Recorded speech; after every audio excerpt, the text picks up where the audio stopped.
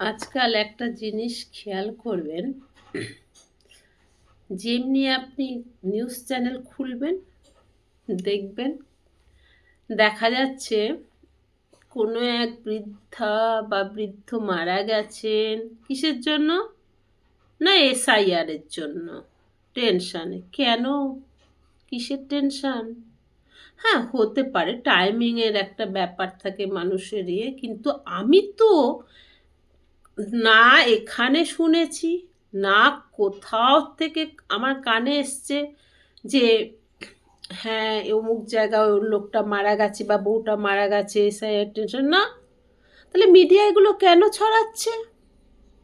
কেন মিডিয়া ছড়াচ্ছে? কার কথায় এসআইআর জন্য কেউ মারা যাচ্ছে? আর যদি সে মনে করে যে এসআইআর জন্য মারা যাচ্ছে, রিসেন্ট একজন দেখাচ্ছেন যে কোর্টের জাস্টিস উনি মারা গেছেন, উনি নাকি এসআইআর এর ভয়ে মারা গেছেন। আরে ভাই, একজন জাস্টিস উনি এসআইআর এর ভয়ে মারা গেছে, তা ওনার ছেলে রিপোর্ট করছেন না কেন?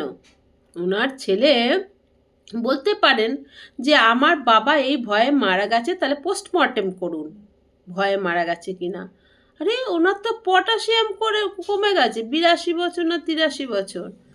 আর ওনার হাইকোর্টের বিচারক, সে নাকি ভয়ে। কই, আমি তো আজ অব্দি না দেখেছি না শুনেছি, শুধু নিউজ চ্যানেলে। আরেকটা কথা যেটা বলার, এই যে হিন্দু মুসলিম করা হচ্ছে, কথাটা কিন্তু ভেবে দেখার আছে। কারণ ওইদিকে যেমন আমাদের হিন্দুরা মারা যাচ্ছেন, এক এক করে হিন্দুদের পিটিয়ে মারা হচ্ছে, এখানে কিন্তু সত্যি করে মুসলিমদের সংখ্যা বাড়ছে। কিন্তু আমার কথা হলো, জেনুইন মুসলিম যারা যারা এখানকার, তারা নিশ্চয়ই থাকবে, কেন থাকবে না?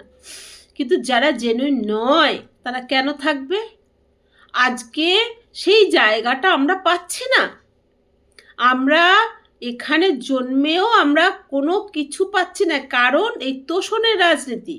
কেউ হিন্দুদের তোষণ করছে, কেউ মুসলিমদের তোষণ করছে। আরে বাবা, হিন্দুদের তোষণ করলে হিন্দুদের তো কত লিটার তেল তোরা কম কম পয়সায় দিচ্ছিস, 1 লিটার তেল থেকে 1 টাকা হিন্দু হিসেবে কমাচ্ছিস। আমাকে একটুখানি বলতে পারো কোন হিন্দু বা কোনো এখানকার মুসলমান কেউ বলতে পারেন যে আপনাদের পেট্রোলের দাম থেকে আপনার মুসলমান বলে 1 টাকা কম হচ্ছে? হ্যাঁ, ইমাম ভাতা পাচ্ছেন, তাতে আপনার কি উন্নতি হচ্ছে? আপনিও তো ডুবে যাচ্ছেন।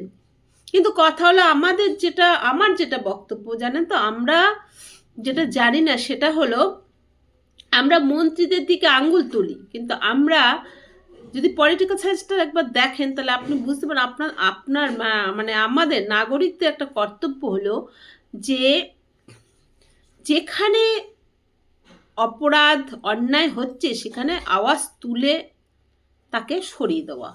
কারণ সে আমাদের জন্য বসেছে কিন্তু আমাদের জন্য কাজ করছে না, অতএব তুমি হাঁটো। এটা আমাদের হাতের মুঠোয়, কিন্তু আমরা পারছি না। কেন পারছি না? কারণ হিন্দু মুসলমান গেমটা।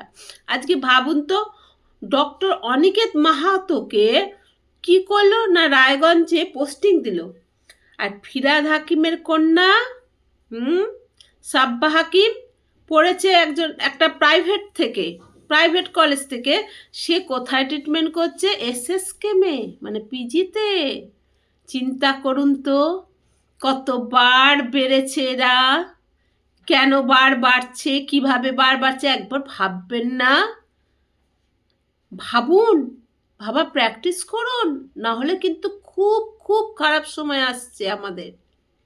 মনে রাখবেন, সব মানুষদের বলছি, এই না শুধু হিন্দু মুসলমানদের বলছি না, জেনুইন মানুষদের বলছি। যারা এই চট্টি চাট্টা জুতো চাটা এসব চাটাচাটির কাছে আমি বলবো না, আমি আপনাদের বলবো। আমি আপনাদের মুখপাত্র হয়ে কথাটা বলছি, আপনাদের বলছি। নমস্কার, ধন্যবাদ।